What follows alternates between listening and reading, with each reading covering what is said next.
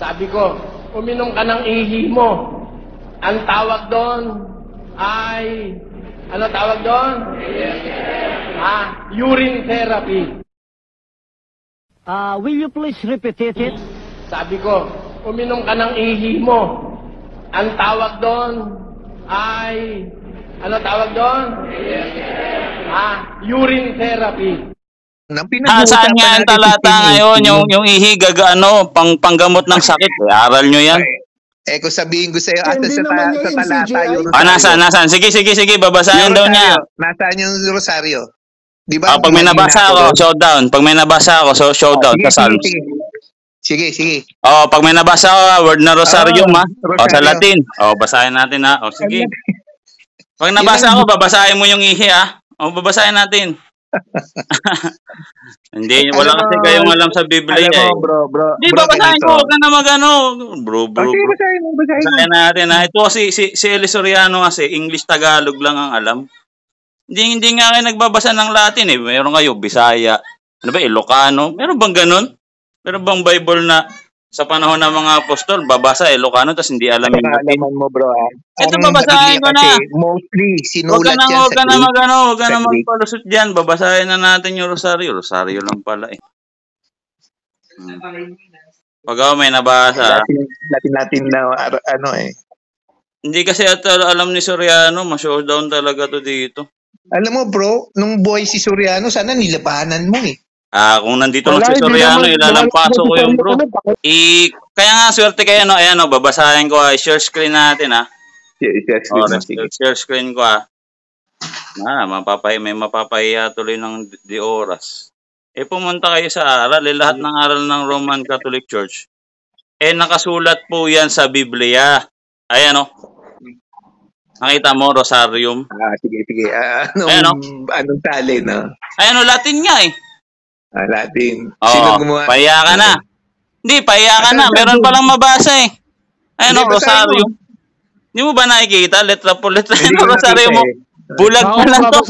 Basahin mo. Quasi Arcus Repologens, Inter Nabulas, Glory at Kise, Flos Rosarium. Ano meaning? Rosario. Ngayon, ibabalik natin, bro. Saan letra po letra iinom ng ihi? Sige, basahin natin. Dito sa Bible. Kahit anong salin. Hindi, nabasa ko na ngayon saan? Talata. Hindi, isang tanungan lang. Teka, ako muna. Hindi mo wala pala, eh. Humingi ka ng saan mababasa. Binigay ko na. Ngayon, balik natin. Ngayon, walang explanation. Balik natin. Wait lang ako muna. So, tapos na, nabigay na sa yung talata. Ngayon, ikaw naman na magbigay. Saan mababasa ang ihi dapat inumin? Dapat inumin. Saan mabasa? Alam niyo, bro, ganito, bro. Letra por letra, kahit saan salin. Ako ganito, no? Di talata, huwag kang magdaldal dyan. Huwag kang magdaldal dyan, bro. Magbigay ka ng talata. So, Randy Boy, ganito. Sige, bro, go na lang. Talata na lang, Randy. Kasi, talata na lang ibigay niya, bro. Bigay ka na lang ng talata. Walang explanation. Yung ihi. Walang explanation. Kahit basa lang. Basa lang. Kaya ito, sasabihin ko, wala ka mababasa na gano'n. Wala. Dinagdagan niya yung talata. Kaya nga sinasabi ko sa inyo, hindi ako magbabasa na may ganito, kami hinanapan mo. Patahimikin mo. Hinanapan ako, eh. Bakit kayo? Tapos ikaw hindi ka magbigay. Ginagawa niyo ganito, Randy. Pag kayo nagtatanong kayo sa Katoliko, dapat ang Katoliko straightforward sasagot sa inyo. Pero yan, sinasagot kayo straightforward. No? Ngayon, basahin niya rin. Teka muna, yung Rosario kasi dyan. Hindi, mamaya na yan. Explanation na yan. Hindi babasahin mo lang. Tinatanong ko. Binasa na nga yung letra por letra. Hindi naman bulaklak yung tinatanong ko, eh. Yun din yun, eh. Para akong nagtanong, ang sagot layo. Randy Boy, kasi tatagal tayo, Randy. Basahin talata. Ngayon, pinababasa niyo ako kung merong... Ang ihi. Gaganto, babasahin niya. Ako muna, Paul. Kasi ang ginawa mo, Randy Boy, nag-agree ka sa showdown. Mag-agree ka sa showdown, eh. Ang ginawa mo, sige, sabi mo, sige. Diba? Sana hindi ka nag-agree sa showdown. Dapat ang ginawa mo, sige, Jan Paulo, maglatag ng talata. Ganito. Dapat Jan Paulo ganito, ha? Maglatag ka ng talata, Jan Paulo, tapos i-scrutinize ko yung talata mo. Dapat ganon. Hindi naman ganun. Hindi ako, di ba? Di ba, to be clear bro, ako yung unang nagtanong, sabi ko saan mabasa yung ihi. Dapat inumin. Ngayon, ibinalik niya, saan yung rosaryo mabasa nila tagang ko? O ngayon, balik ulit sa kanya. Saan ngayon natin mababasa sa Biblia? Yung ihi, dapat inumin. Hindi ko kaya i-comprehend yung kaisipan nyo, no? Hindi. Meron pala ako ba yung naghanap ng talata? Ikaw nga hinanapan mo ko. Hindi. Ibabalik ko lang sa'yo eh. Dapat fair. Dapat hindi mo ko hinanapan ng verse. Sabi ni Jan Paulo, ano kayo, showdown. May tumatawag. Dapat ka sa showdown, bro eh. Dapat, kung hindi ka pala maglalabas ng talata, hindi ka sana nag-agree sa showdown. Dapat ang ginawa mo, Jan Paulo, ilabas mo yung talata mo, i-scrutinize ko. Wait lang bro. Ako na nagtatanong eh. Wait lang. Pahinga mo muna to. Pahinga mo muna yung statement ko. Pahinga mo muna yung statement ko kasi ganito. Pahinga mo muna. Saan ang ginawa mo? Nung hinamon ka ng showdown, sige, Jan Paulo, hindi ako lalaban ng showdown. Ilatag mo yung talata mo, scrutinize ko yung talata mo. Dapat ganon. Hindi naman ganon yung ginawa mo eh. Hinamon ka ng showdown, showdown tayo, ilalabas ko yung talata, maglabas ka rin ng talata mo. Sabi pumayag siya, di ba? Naka-record to eh. Sabi mo, sige. Naka-record ako ipopost ko to ha. Sige, sasagot na ako. Randy Boy ha. Randy Boy, tingin ko sa'yo talaga, Randy Boy. Sasagot na ako. Sinungaling talaga.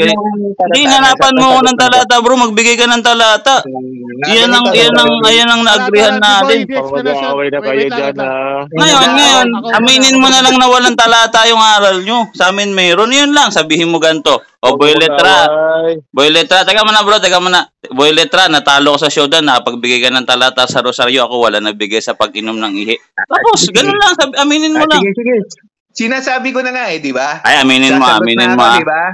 Aminin mo, hindi. Kung wala kang talata, aminin mo. Alam mo hindi, aminin mo. Huwag kang alam. Huwag kang magganyan alam. Huwag kang magpalusot dito. Maraming nakakarinig sa'yo dito. Sinabi mo, talata. Ganito. Pagbabayaan niyo naman ako magtanong. Sige, nanalo ka na. Ayan. Hindi. Ganda sabihin mo. Nanalo na Hindi ko kaya. Yan, hindi mo kaya. Hindi mo talaga kayang kaisipan ko, bro. ADD ka lang. Maamin na ako eh. Maamin ka. Anong aminin mo? Aminin mo muna. Na hindi ko kaya yung kaisipan mo. Yan. Talo ko. Yan. Nice. Very good. Yan. Okay. Ayos. Ang ganda nito, Uncle. Ngayon, aral. Aral, no? Aral nyo yan, ha? Bakit? Talo ko dyan, Paulo. Hindi, aral nyo naman talaga yan, ha? Nasa TV yan, eh. Hindi ko kaya yung kalaman mo sa... Hindi mo talaga kaya, bro. Alam nyo, ito sasabihin, ito. So, papayag ba kayo? Mas magaling sa akin si Eli Soriano tapos yung Gutigin para sa Seahorse? Walang ganyan. Never kong sasabihin sa live ko, kahit ordinary member lang ako, na ang ihi dapat inumin panggamot sa sakit. Una sa lahat, hindi ka doktor.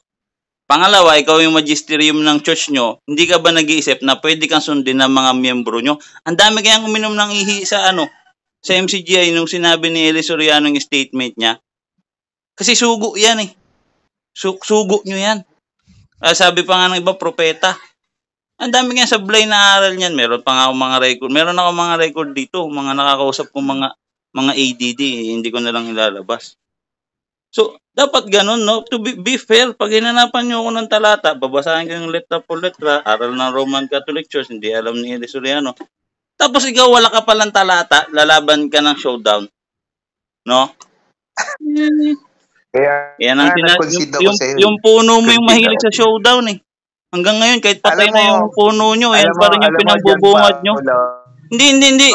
Yung puno nyo, kahit patay na, yan pa rin yung pinapang-prank nyo. Hindi mo ata alam yung history ko kung anong... Bakit? Uminom ka rin ng ihi? Ganon. Hindi mo naman dapat inumin. Pwede ba inumin ng ihi pag nasa desyerto, na stranded ka sa island, mag-isa ka lang, di ba? Nababasa natin yan. Actually, hindi rin dapat eh. Kasi nga, concentrated na siya na-filter na ng katawan mo, na sabi ng katawan mo, sabi ng kidneys mo, hindi ko kailangan tong ihi, madumi to, ilalabas na niya. Parang sa dagat, hindi mo naman iniinom yung tubig dagat, sobra alat Kaya tong ihi, madumi na siya, concentrated na. Bakit mo pa ibabalik sa katawan mo?